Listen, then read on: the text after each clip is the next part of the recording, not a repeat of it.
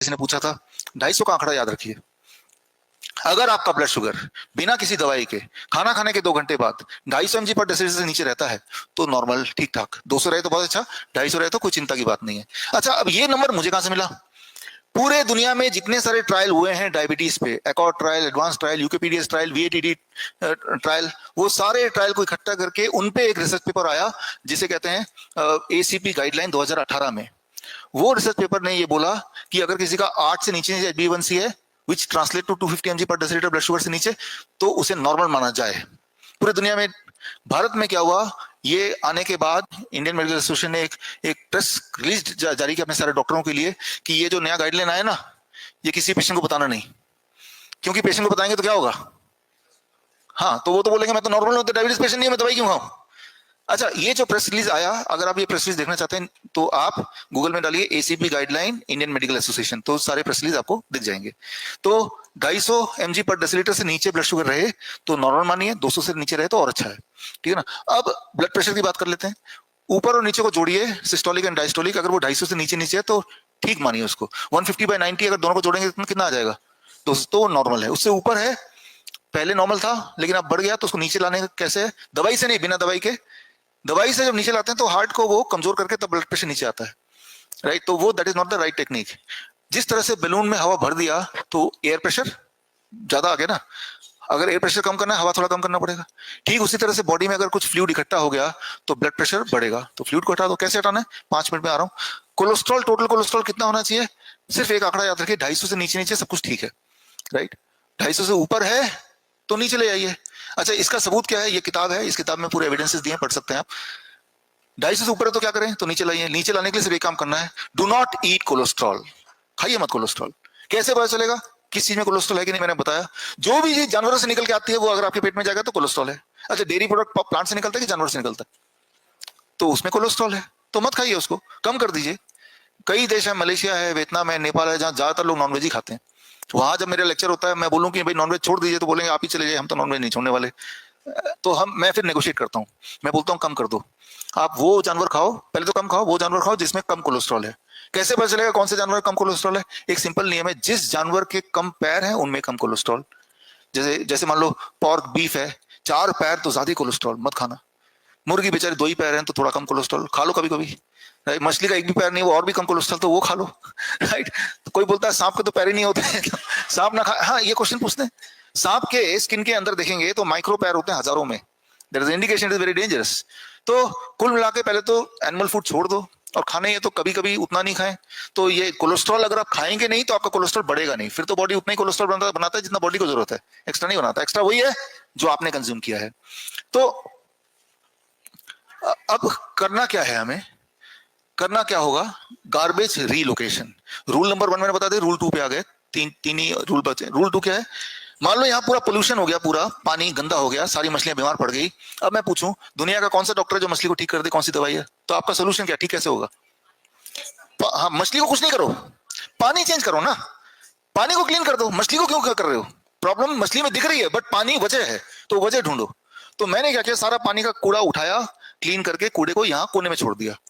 अब क्या लगेगा आपको? थोड़े दिन के लिए तो क्लीन रहेगा, लेकिन धीरे धीरे वो कूड़ा दोबारा फैल जाएगा, दोबारा बीमार पड़ेंगे। गार्बेज रीलोकेशन कर दिया। जब आप डायबिटीज की दवाई लेते हैं, वो गार्बेज रीलोकेशन करती है। कैसे करती है? आपने ब्लड शुगर की दवाई ली, ब्लड शुगर नीचे आ गया, ब्लड का शुगर नीचे आया, लेकिन ब्लड का शुगर कहां गायब हो गया? क्या दवाई ने मुंह से, बॉडी से शुगर को बाहर गिरा दिया? नहीं, दवाई शुगर से, ब्लड से शुगर को ट्रांसपोर्ट करके आपके हड्डियों के बीच में, घुटनों के जहां जहां जॉइंट्स हैं वहां छुपा देती है। गार्बेज को ब्लड से तो निकाल दिया बट रीलोकेट कर दिया जहां खाली जगह है। तो उससे आपको लगेगा ग्लूकोमीटर में ब्लड का शुगर कम हो गया, लेकिन बॉडी का शुगर उतना ही है। तो over a period of few months आपके जॉइंट पेन होने लगेंगे।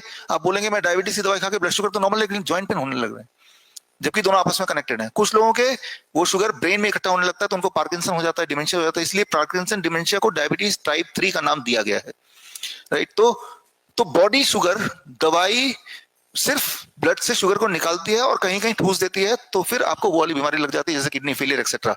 तो ये जो है, जितने सारे ट्रायल हुए हैं, इनका नतीजा यही कहता है कि दवाई, डायबिटीज की दवाई से डायबिटीज का सिर्फ रीडिंग कम दिखेगा, लेकिन आपकी लाइफ एक्सपेक्टेंसी ना तो बढ़ेगी ना क्वालिटी ऑफ लाइफ इंप्रूव होगी।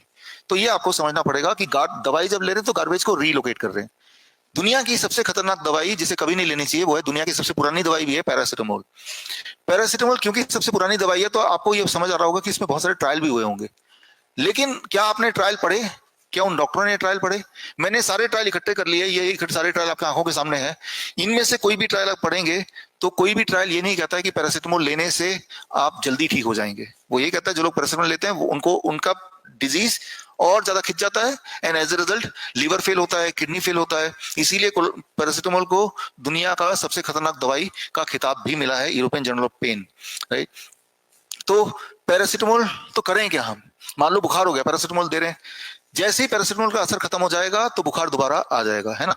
तो करना क्या है ये और डिटेल में कल बताऊंगा, लेकिन अभी आपकी क्यूरियोसिटी के हिसाब से मैं थोड़ा बता देता हूं। हम क्या करते हैं अपने हॉस्पिटल में, जैसे ही किसी को बुखार होता है घर पे भी ऐसे उसको बिठा देते हैं, बाल्टी लेते हैं, बाल्टी में 42 डिग्री सेल्सियस पानी, याद रखिए 42 डिग्री सेल्सियस पानी, और दोनों पैर पानी के अंदर आधे घंटे बैठना है।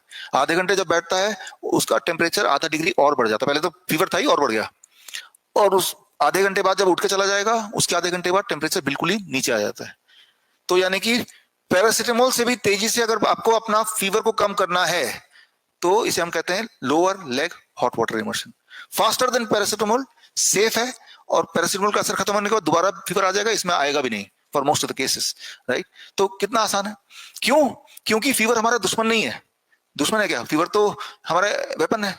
तो क्योंकि फीवर हमारा वेपन है, हथियार है, तो हमने बॉडी को बोला फीवर चाहिए, चलो फीवर मैं दे देता हूं।